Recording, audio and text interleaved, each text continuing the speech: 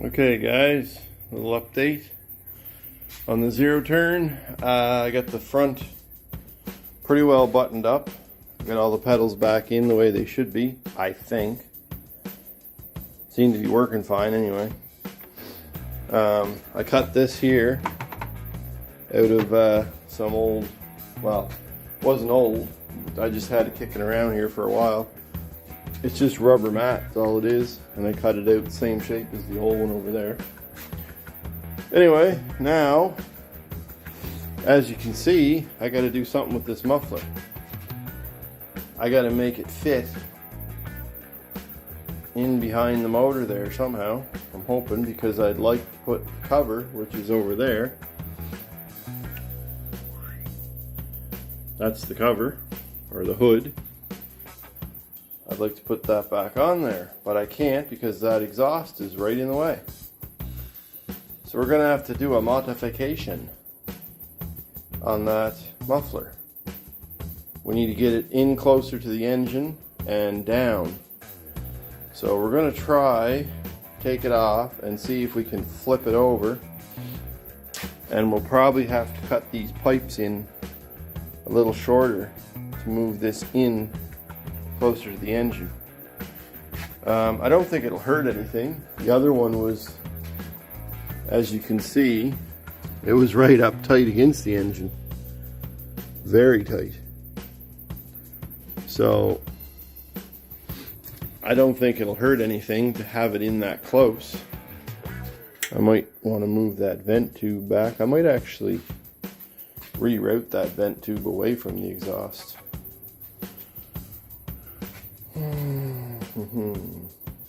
Anyway, we got to take this muffler off, so that's the next step. So all I got here, guys, is a few photos of the way I mounted this muffler in. I had to cut about an inch off one side and about an inch and a half off the other, and I just flipped it upside down and bolted it back onto the engine, and it actually worked out perfectly. It's in nice and close and tight, and the hood actually fits on.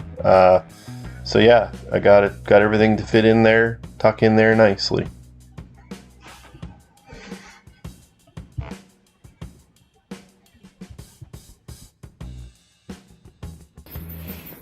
So guys, I got this the deck painted on the zero turn today. Looks pretty good. I'm gonna let that dry. I put it on pretty thick because I wanted good coverage. I actually used a can. I'll show you. This is what I used right here.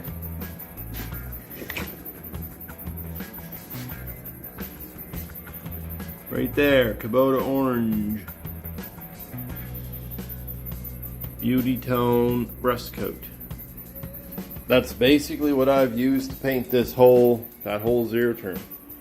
And then I also used a clear.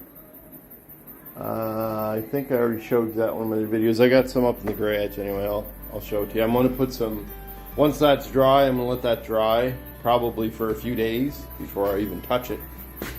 And I'll probably spray a quick coat of clear on it.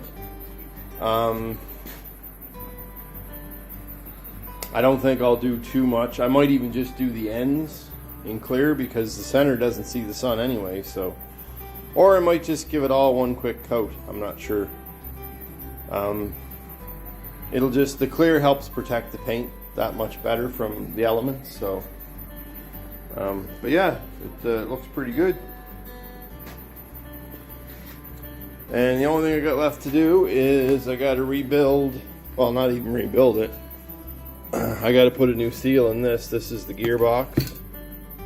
I don't know if it's leaking or not, but I'm gonna clean it all up. And I went to Kubota and I got the new seal. This is the new seal right here.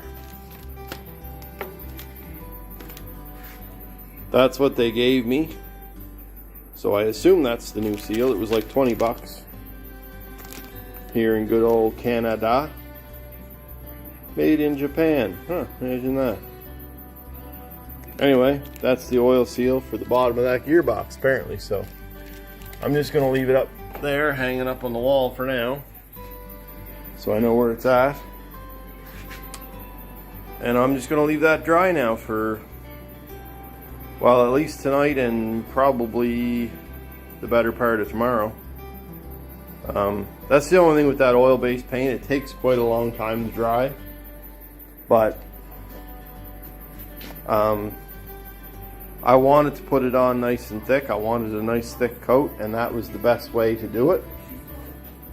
In my experiences anyway, with paint and stuff, that was the best way to get a coat of paint on it. So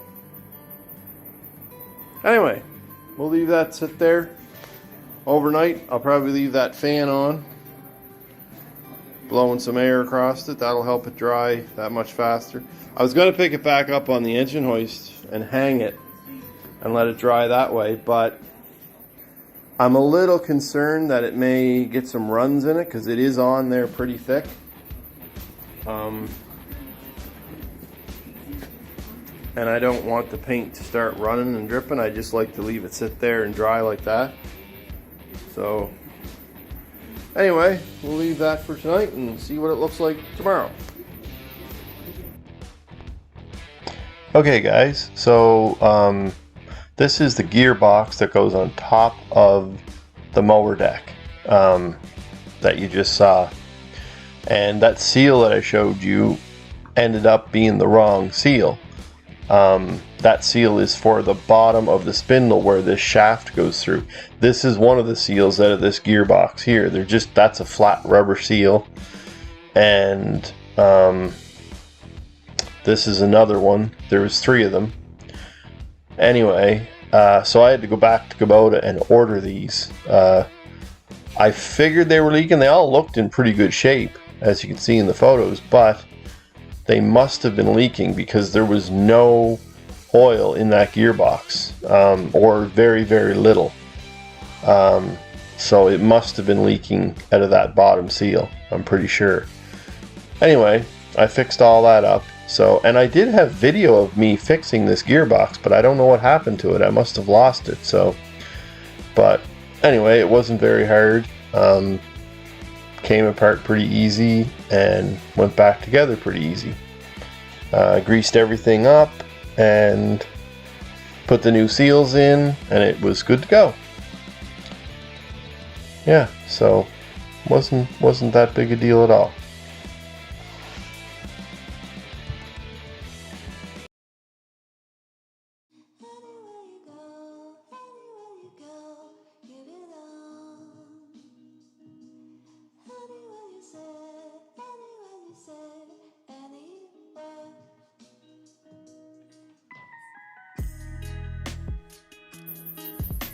So guys, I got the seat all mounted. I just used 2 3/8 inch bolts, as you can see in there. I don't know if that'll focus in there. There we go. That's just 2 3/8 bolts by 1 inch long. And it actually worked really well. The seat goes forward and back nicely. Just like that.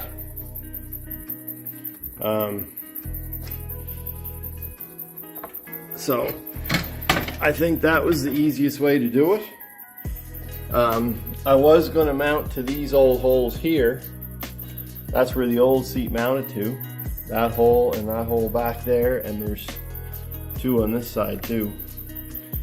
The reason I didn't is I wanted to keep this seat as low as possible. Because it is a suspension seat, it sits up a little higher than a normal non-suspension seat. And I didn't want it stuck up in the air too much. So had I have made I was going to make a seat bracket, and I was going to run pieces of metal up over here across and bolt the seat to that. But if I had done that, this whole seat would have been at least an inch, a good inch higher, maybe even an inch and a quarter higher than it's sitting right now. And I think it would have made it too high. So that's why I decided just to bolt it right to that platform that was already there.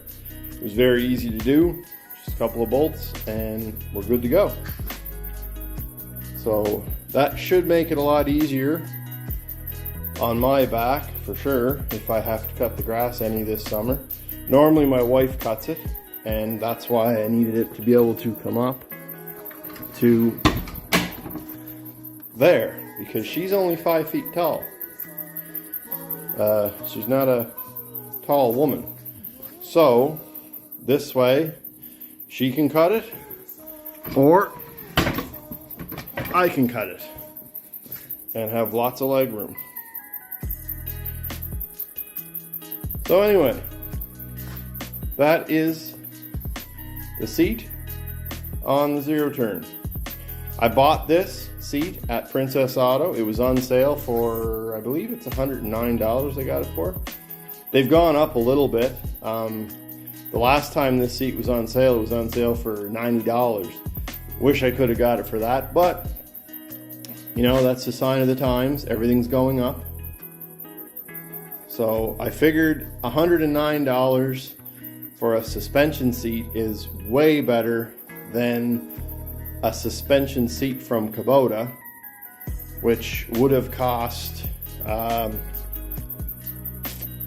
priced it, I believe it was $850 plus tax from Kubota. So it would have been very close to $1,000. And for an old zero turn, I didn't want to spend $1,000 on the seat. I figure this seat will do just fine. And it looks pretty good, I think. Looks really good on there. So, anyway, thanks for watching. Hope you enjoyed the video. Okay guys, so this is the mower deck. All cleaned up, got the discharge chute on it, and the gearbox is all cleaned up and the belt's on. And I'm just getting ready here to mount it back underneath the zero turn. And it actually went on pretty easy, wasn't very complicated at all. And again, I had video of this, but I don't know where it went. I can't find it for some reason.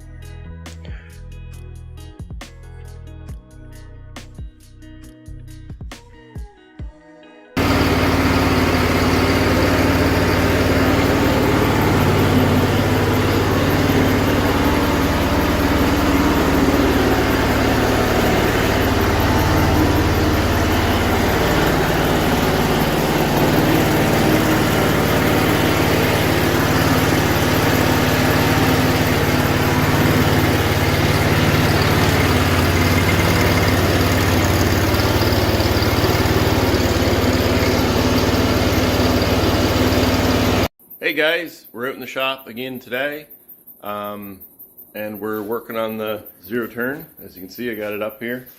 Just wanted to show you what I've been doing. Got some, I decided to go and get new blades because these ones were, they might have been okay, but I had to grind a lot of that off to get them sharp. And when I did start the mower deck, there was quite a little vibration. So I just decided for the money, I may as well go and get brand new. Those are brand new deck blades on the mower deck. So anyway, I got them on. I got this front wheel on. The other wheel was totally toast. So I replaced this one, and I'm going to replace these two. I got them right here. They're right here. So, and there's another one over here. Right here. And I think I'm going to go into town. I don't have any bolts that are this long. So I'm going to go into town and get some bolts and nuts and washers to put these wheels on the front. The back wheels that are in back there, they're okay. They're not that bad at all, so I'm just going to leave them alone. But as you can see, the front ones were pretty wore out. I'm not even sure they're proper Kubota wheels. They don't look the same at all. Anyway, that might have been part of the problem. But yeah, so I got to go and get some bolts. But anyway, the Kubota is coming along nicely. It's just about done. I got the deck blades on, get the wheels on, and that's about it. I could put some decals on it, but I don't think I'm going to bother. I might make some up. I don't know. My wife and I have one of those crickets for vinyl cutters, so I may make some decals up to put on the side of it that just say Kubota. I don't know. We'll see. Anyway, this tire was going flat too. I fixed that. It was just the valve stem was leaking, so I put a new valve stem in it, and it seems to be fine. No big deal. But I'll keep an eye on that tire for the next little while and make sure it doesn't go down, but it should be fine. And that's about it. Everything else is pretty well ready to go. So, anyway, thanks for watching. So guys, I hope you enjoyed I guess it's the 5-part video series on this Kubota zero turn that I did. It was a lot of fun. It was a great little project that took me probably a couple of months to do, just picking at it. But yeah, it turned out really well. I have had it out a couple of times, aerating and lawn rolling, and it worked very well. It has all kinds of power, for sure. And I did cut the grass once with it, and it worked really good. Did a very nice job. So anyway, it turned out very, very well, and I did make some decals for it, as you can see. Just cut them up on the Cricut, and my wife helped me, of course. But yeah, it turned out really well. So anyway, like, share, and subscribe if you enjoyed this. This is the kind of stuff I do on this channel. Anyway, I hope everybody enjoyed the video. Everybody stay safe, and we'll catch you on the next one.